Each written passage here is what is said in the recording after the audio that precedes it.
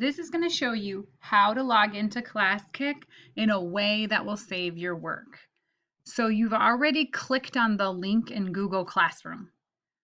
Don't put your name in. Instead, click Login and continue with Google, because then it'll select your address, email address, and it will save every work you have to that email address.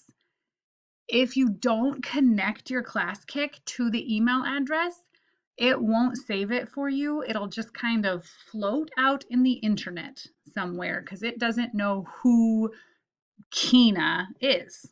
There could be hundreds of me. Instead, let's see that one more time.